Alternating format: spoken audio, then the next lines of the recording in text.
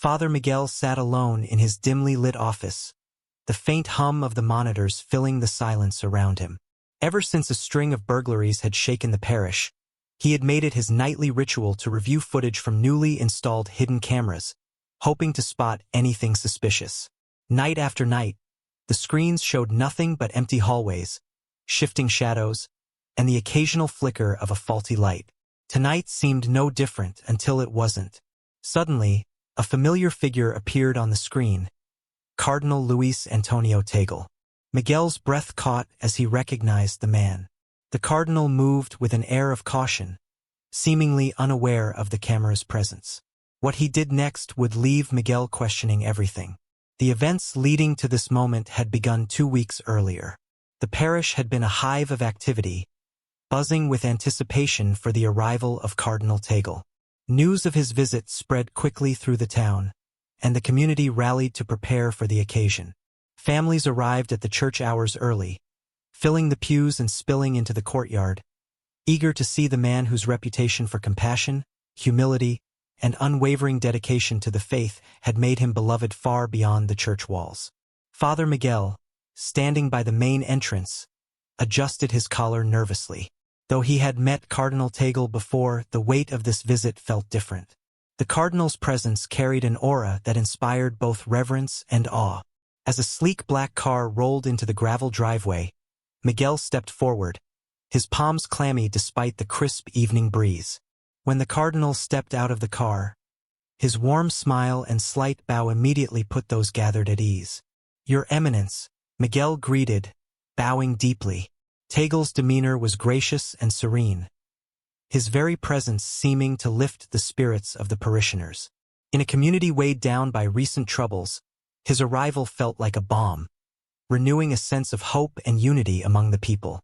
Inside the church, the cardinal moved through the crowd with ease, shaking hands, offering blessings, and engaging each person with genuine interest. Miguel observed from a distance, marveling at the man's charisma and humility.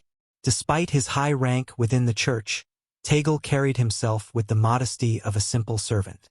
Yet, amidst the warmth and reverence of the evening, Miguel noticed something peculiar. Clara, the church housekeeper, stood in the shadows near the sacristy. Usually quiet and composed, she seemed unusually tense, her hands tightly clasped together. Her gaze flickered repeatedly toward the cardinal, as if she were waiting for the right moment to act. When Tagle finally approached her, Clara stepped forward and whispered something to him.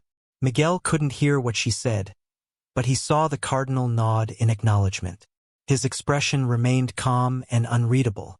Without another word, Clara turned and left the room, her pale face betraying an emotion Miguel couldn't quite identify. The brief interaction unsettled Miguel.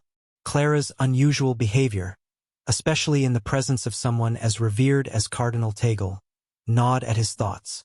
Though he tried to brush it off as nervousness from the day's significance, a nagging sense of unease lingered. Later that night, as Miguel prepared for bed, his phone buzzed on the nightstand.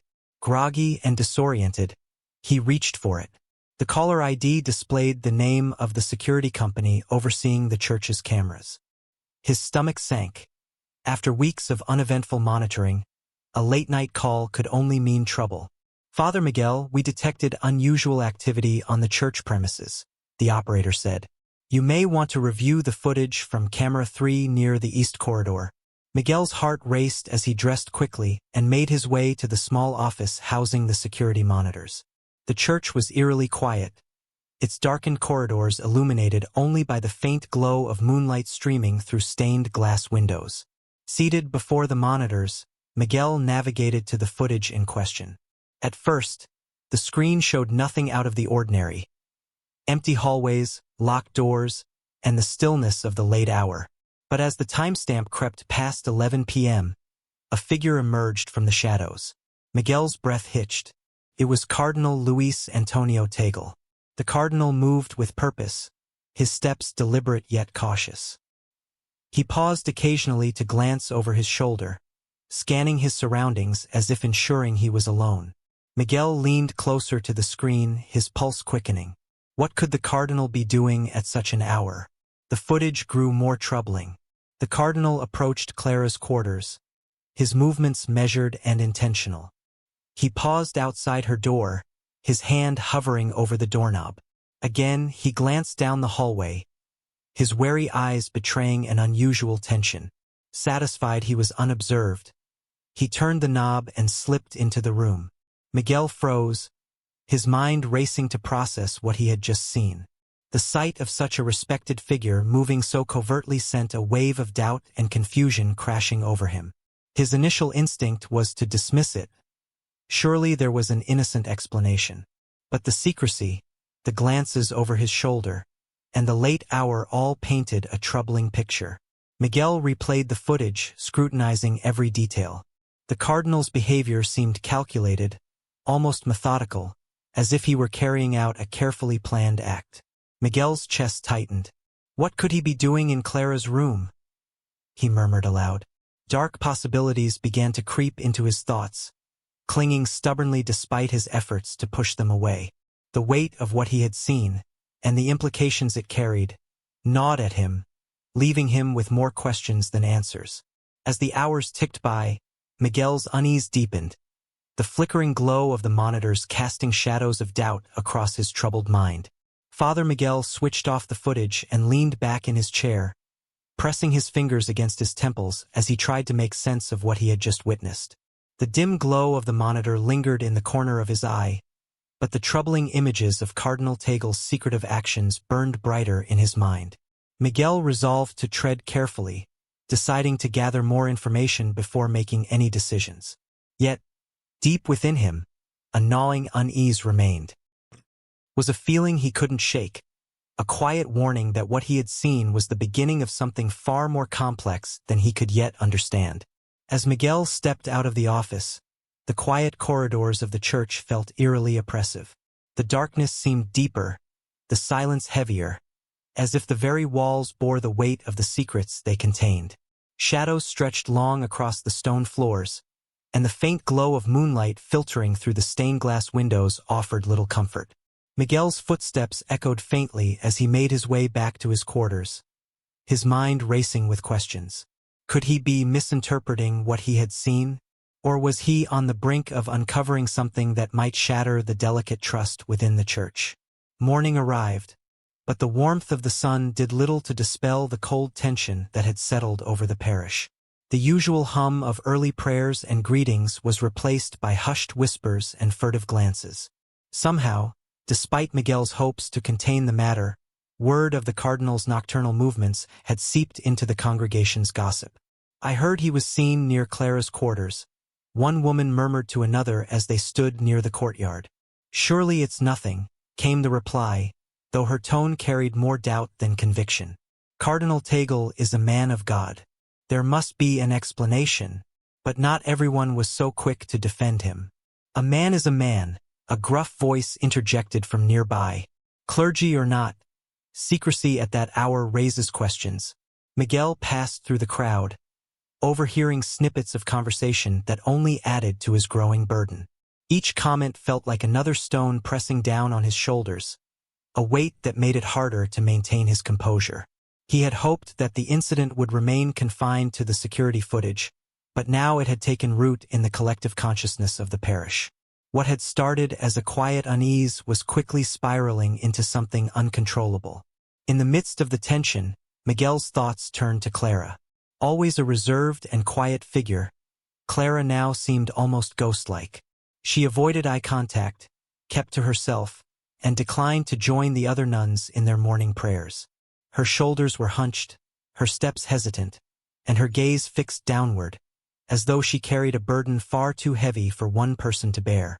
Miguel watched her from a distance, noting her growing isolation and wondering if her behavior was tied to the cardinal's visits, or if his own mind was drawing connections where none existed. That evening, Miguel found himself back in the small office, seated before the glow of the monitor. His hands trembled slightly as he replayed the footage from the previous nights. Frame by frame, the same unsettling pattern emerged. Cardinal Tagle, a man revered for his humility and devotion, leaving his quarters late at night, walking purposefully through the church corridors, and pausing briefly before entering Clara's room. Each visit lasted over an hour, sometimes two, before the cardinal returned to his quarters. One particular frame made Miguel's breath catch, the cardinal beckoning Clara toward him. Her posture was tense as she approached, and Miguel noted the way her shoulders hunched as if shielding herself from unseen eyes.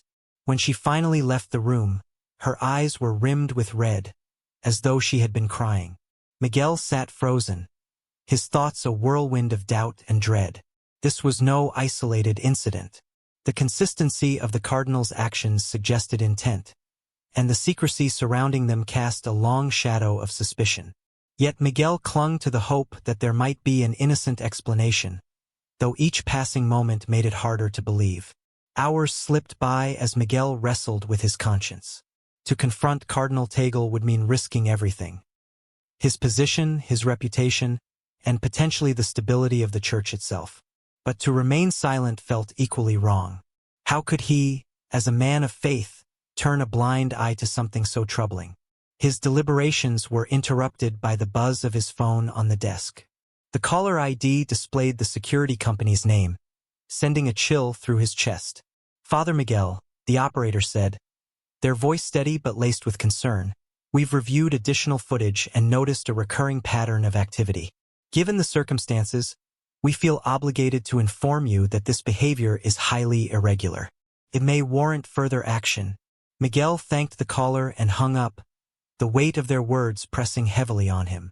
If even the security company had flagged the cardinal's behavior, how much longer could he delay? Turning back to the monitor, Miguel stared at the frozen image of Cardinal Tagle standing outside Clara's door. The cardinal's face was calm, but the secrecy of his movements betrayed an unsettling purpose. As dawn approached, Miguel made his decision. He couldn't ignore what he had seen any longer. Though the confrontation would be fraught with risk, the truth had to be uncovered. Miguel resolved to approach the cardinal with respect and care, but his resolve was tinged with the fear of what he might uncover. An hour later, Miguel stood outside Cardinal Tagle's quarters, his heart pounding so loudly he feared it might echo through the silent hallway. His rosary was clutched tightly in one hand, the small gesture offering him a semblance of courage. With a deep breath, he knocked lightly on the door. It opened almost immediately, and there stood Cardinal Tagle, his calm and composed demeanor unchanged, as if he had been expecting this moment all along. Cardinal Tagle stood before Father Miguel, his face calm and inviting, exuding the warmth that had made him beloved by so many. "Father Miguel," he said, his tone kind and measured, "what brings you here at this hour?" Miguel's throat felt dry as he swallowed hard, willing himself to speak despite the storm of emotions churning within him. Stepping into the modest room, he noted the simplicity of its furnishings, a reflection of the cardinal's well-known humility. Yet Miguel's eyes did not linger on the surroundings. All his attention was focused on the man before him, the man whose actions had planted seeds of doubt in his heart. "Your Eminence," Miguel began, his voice trembling slightly, "there's something I must address with you, though it pains me to do so." Tagle gestured for Miguel to sit, his serene expression unbroken. "Please, speak freely," he urged, his tone gentle but unwavering. Miguel hesitated, his words caught in the tangled web of his thoughts. He took a deep breath, forcing himself to continue. "Over the past several nights, I've observed activity on the security footage. You've been visiting Clara's quarters late at night. The secrecy, the timing, it has raised questions that I can no longer ignore." For a moment, the room fell into a heavy silence, the weight of Miguel's words hanging in the air. Miguel braced himself for the cardinal's reaction, expecting defensiveness or even anger. But to his surprise, the cardinal's expression softened. There was no sign of indignation or offense, only a quiet understanding that seemed to reach out and steady Miguel's racing heart. "Sister Clara has been struggling with severe depression," Tagle said gently, folding his hands as he spoke. "She approached me privately during my first day here, seeking guidance and solace. She feels isolated, burdened by guilt she cannot shake, and overwhelmed by the expectations placed upon her." Miguel blinked, stunned into silence. The cardinal's words cast an entirely new light on the situation. Memories of Clara's pale face, her hunched posture, and the way she had withdrawn from the other nuns replayed in his mind, now imbued with a deeper understanding. The late-night meetings, Tagle continued, his voice calm but tinged with empathy, were her request. She felt safer speaking under the cover of darkness, away from prying eyes and the inevitable questions that might follow. I agreed to meet her at those times, not to hide anything, but to protect her privacy and dignity. She feared how others might perceive her struggles, and I wanted to honor her trust. Miguel felt the weight of his own assumptions crashing down around him. He had doubted the integrity of a man so revered, allowing his own fears and the parishioners' whispers to cloud his judgment. "I understand your concern, Father Miguel," the cardinal said, his voice steady and kind. "But sometimes, as servants of the Church, our roles demand discretion. My only intention was to provide Sister Clara with the solace and spiritual counsel she so desperately needs." Relief flooded Miguel's heart, mingled with a profound sense of guilt. He lowered his head, his voice barely above a whisper.